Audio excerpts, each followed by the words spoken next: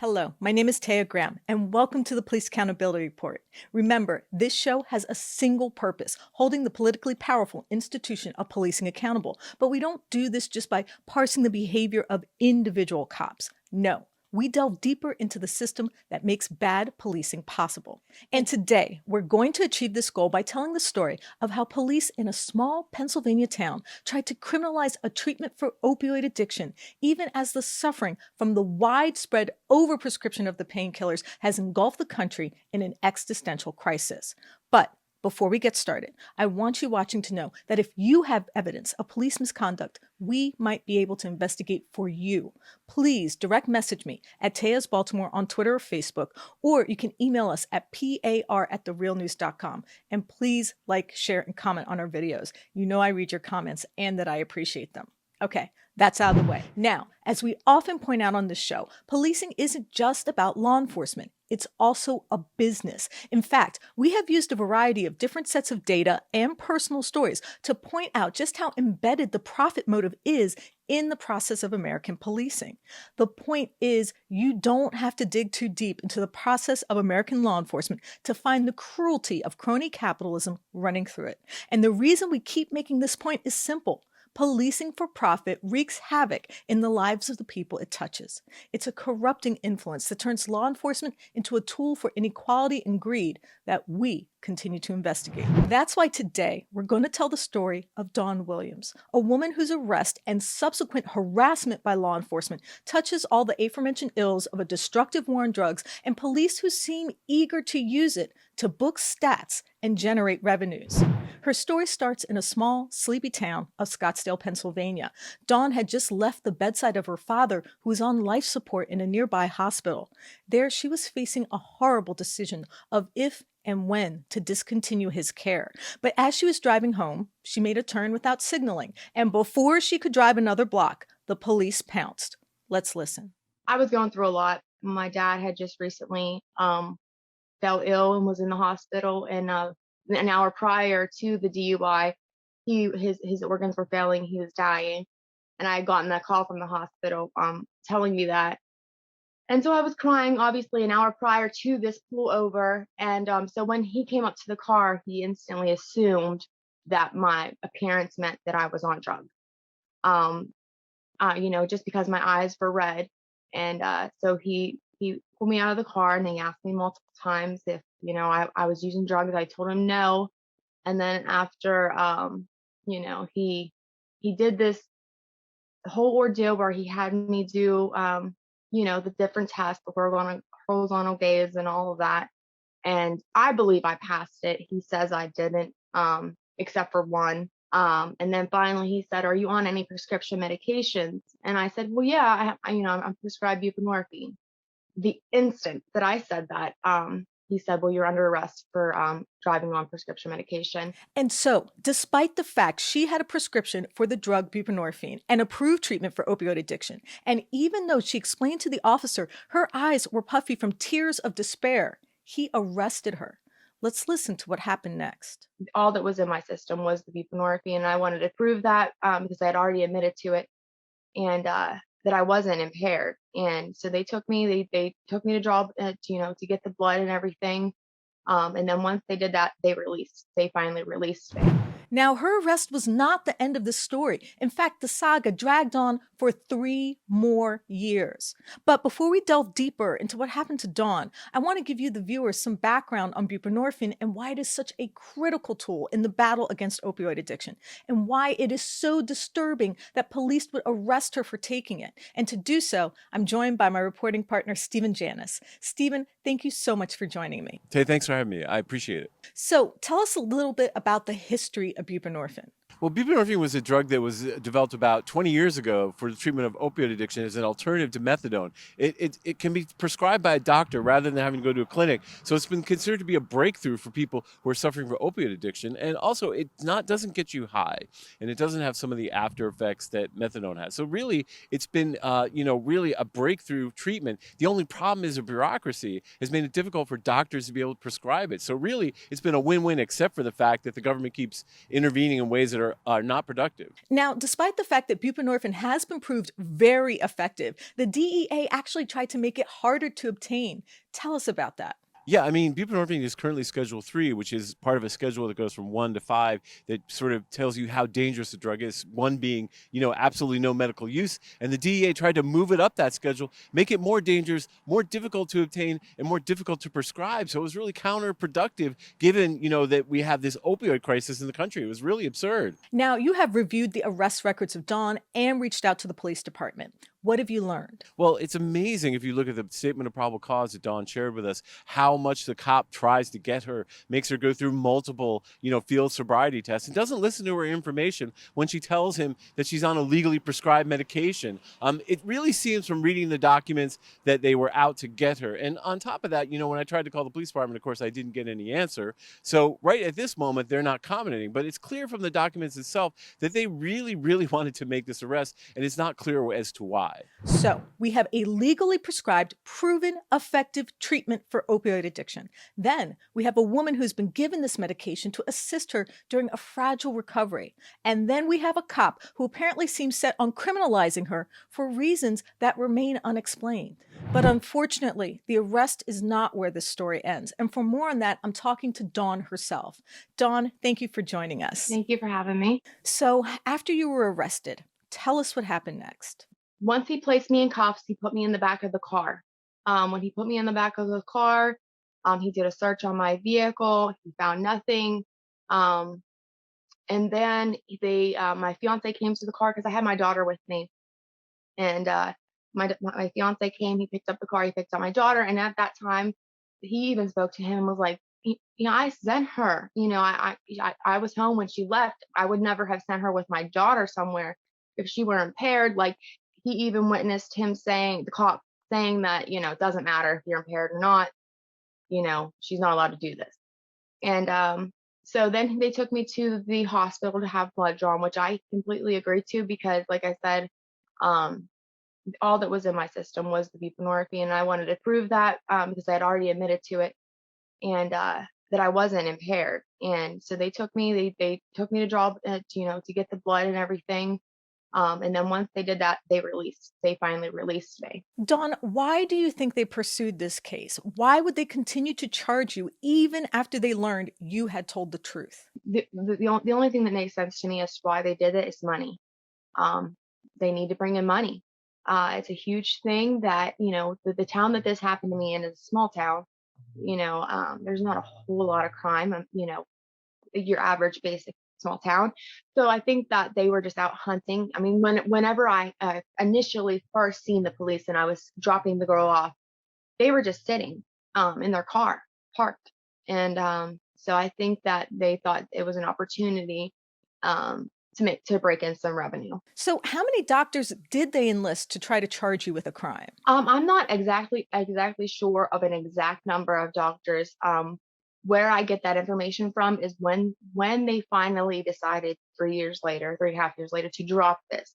What the DA had said to the judge was that the Commonwealth could not prove their burden, and then he gave some reasons why, and one of them was that they had reached out to multiple different doctors to try and get one of them to say that no, this medication definitely would have impaired her in the amount of medication, et cetera, et cetera. So I'm not exactly sure how many, but I know it was quite a few, and I know they contacted like I said, the initial lab that they took me to was obviously of their choice, but then that wasn't even good enough. They still sent the blood work out again to at least another one, or I think he said other labs. We sent it to other labs, um, and said that they tried to get it to say something different, but it all came up the same. So, prosecutors refused to drop this case. Tell us about what happened. So initially when they charged me,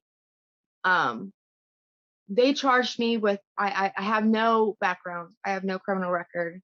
So initially they charged me with a regular first offense DUI, and so that means that I would have something called an ARD that should have been able to use if in fact that, like, I wasn't willing to go to trial, if I wasn't willing to chance being convicted, if I wanted to just, get a lot of lesser sentence, have it expunged in the end, and all of those benefits of taking a deal, um, I was given that initially. But then I don't know who found out or who realized it wasn't found out. It was always in the police report that my daughter was with me, but they offered me my ARD. I accepted. I was scared. Like I said at the time, they kept pounding into my head that DUIs are you can't beat them. If a cop says you were DUI, I don't know the percentage, but you're basically going to be charged. And so that really scared me, and that I would have this record lingering over me. So I was going to take it.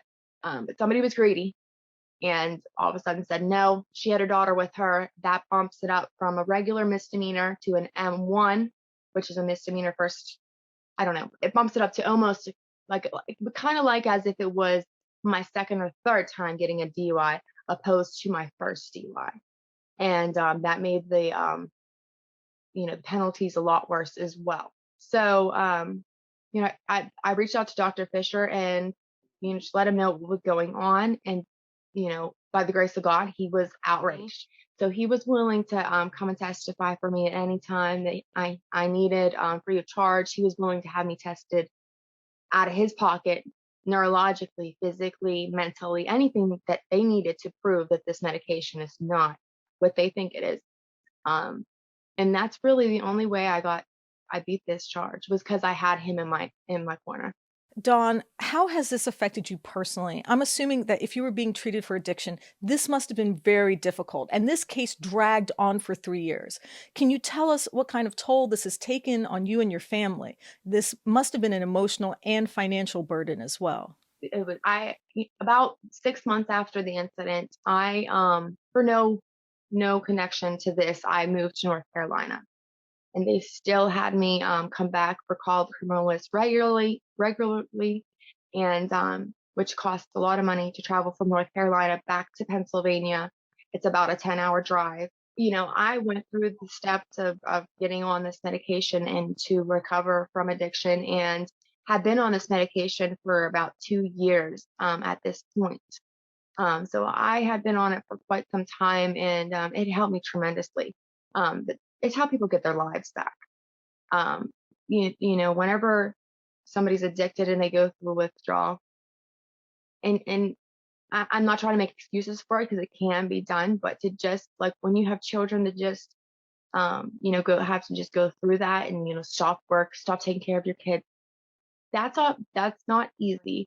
It's a medication that they themselves prescribe. I mean, during this case, they tried to have me go have what they call a CRN, which is a CRIN evaluation at a drug and alcohol behavioral health center. If I wasn't already on buprenorphine, they would prescribe, they would recommend me getting on buprenorphine. So it's just ironic that they want to pull you over for something that they themselves and charge you on DUI for something that they themselves recommend. As you know, the mainstream media often highlights cases of police brutality as exceptional examples of so-called bad apple cops. They like to use shocking footage and brutal arrests as proof that they are adroitly putting the spotlight on American law enforcement when extreme behavior warrants it. Fair enough. But the problem with this type of reporting is that it misses the forest for the trees. What I mean is, it ignores how the system slowly grinds up people like Dawn with little or no oversight. How the law enforcement industrial complex finds new ways to feed off the public trough by dragging people into a system who clearly don't belong there. And how it achieves that goal by insinuating itself into facets of civil life where it seems ill-suited to operate, but intervenes nonetheless. And let me add on a personal note, getting buprenorphine as treatment for opioid addiction can be the beginning of saving your life. Most of you watching have a loved one, a family member, or a friend who have had their lives damaged by addiction. Can you imagine them being persecuted and prosecuted for doing the right thing and getting a doctor's treatment? To make this clear, I want you to take a close look at one of the documents Dawn shared with us. It's the medical bill for the so-called drug test which police conducted in order to justify the charges against her. The total cost for this, for lack of a better term, test, was $450. But I want you to think about that for a second and consider the implications, because that $450 is a symbol of a deeper malaise that has been the focus of this show. First of all, there's the special $200 buprenorphine charge. We called the county medical examiner's office and tried to determine what that was, but best we can guess, it's a special charge just to test for buprenorphine. And if that's not odd enough, then we have another so-called administrative fee. That's another $50. I guess you might be saying at this point, so cops wasted a couple $100 on a test. So what? I mean, in the grander scheme of an industry that spends $80 billion a year on incarceration, what's a couple $100 among friends? Well, it's what that money represents, not the dollar amount, that's more important. Notice how the county medical examiner was able to use a bad arrest to rack up a nice piece of cash on a meaningless case of trumped up charges. Maybe this isn't the first time they've had to test for buprenorphine. Maybe this is a nice little gift from the cops to keep bringing in revenue to keep the lights on. Maybe it's just one of hundreds of tests a month, a nice little police-generated cash cow. We asked the county to break out the numbers for us, and surprise, they haven't responded. And maybe they're not the only agency with their hand in the cookie jar. Let's remember that the prosecutors put Dawn through a 3-year ordeal, ordering her to submit to a mental evaluation. I wonder who gets paid for that. And let's not forget her useless public defender who was billing taxpayers while he continued to drag out the case. And we can't fail to mention the prosecutors that went on a doctor shopping spree, again, courtesy of you, the people who pay their salaries. The worst part of this whole story is that no one was watching. If Dawn had not reached out to our show, this whole fiasco would happen under the shield of secrecy usually afforded to police. The law enforcement heroes who trumped up charges and racked up expenses on your tab would have been able to keep withdrawing from the bank of public safety, unbeknownst to the people who fund it. Well, sorry to inform the Scottsdale Police Department, but that's what we do here at the Police Accountability Report. We turn over the rocks and we see what crawls out, even if it's just a questionable invoice for $450. We find out the truth, uncomfortable or not. Granted, we're just journalists and our job is to report the facts, nothing more. But at least in this case, the public that you purport to serve will get a fair assessment of your services. The people who pay your salaries will have the opportunity to judge if a 3-year taxpayer-financed prosecution is worth the price.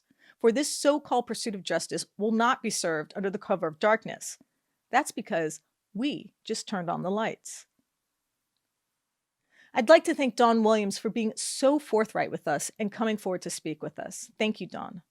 Thank you for having me. And I have to thank intrepid reporter Stephen Janis for his writing, editing, and reporting on this piece. Thank you, Stephen. Tay, thanks for having me. I appreciate it. And of course, I want to thank friend of the show, Noli D, for her support. Thanks, Noli D.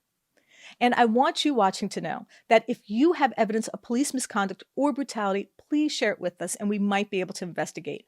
Please reach out to us. You can email us tips privately at par@therealnews.com and share your evidence of police misconduct. You can also message us at Police Accountability Report on Facebook or Instagram, or at Eyes on Police on Twitter. And of course, you can always message me directly at Taya's Baltimore on Twitter or Facebook. And please like and comment. I do read the comments and appreciate them. My name is Taya Graham, and I am your host of the Police Accountability Report. Please be safe out there.